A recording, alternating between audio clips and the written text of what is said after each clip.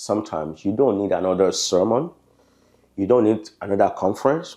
You don't need another podcast. You don't need another YouTube video. Sometimes you just need to begin to do something with the things you've already learned, the things you already know. Sometimes we can be just hooked on gathering knowledge. You are at every conference, you are at every seminar, you are going from A to B, gathering knowledge. But knowledge gathering does not produce results unless you begin to act on those knowledge that you have gathered. So sometimes I tell myself, even though I love to consume knowledge, I love to expose myself to the new materials, but I ask myself, what have I done with the ones that I've already gathered?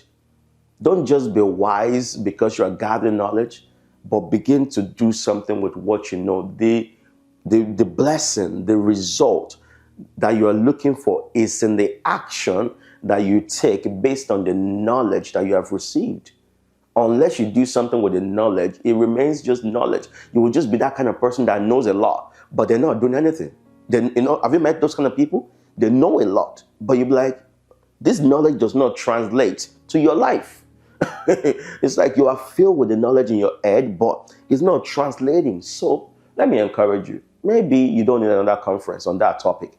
Maybe you don't need another seminar. Maybe you just need to get up and begin to work on the things that you already know, the things you've already learned.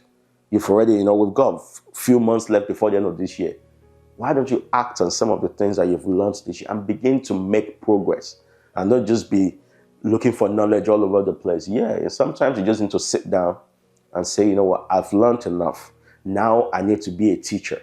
That's what Paul was saying. Say, now that you should be a teacher, you're still looking for someone to teach you. So maybe you've just learned enough and now you need to begin to teach people the things that you've learned. Begin to take some steps and begin to work on the knowledge that you already have. So maybe you don't need another conference or seminar or podcast or video.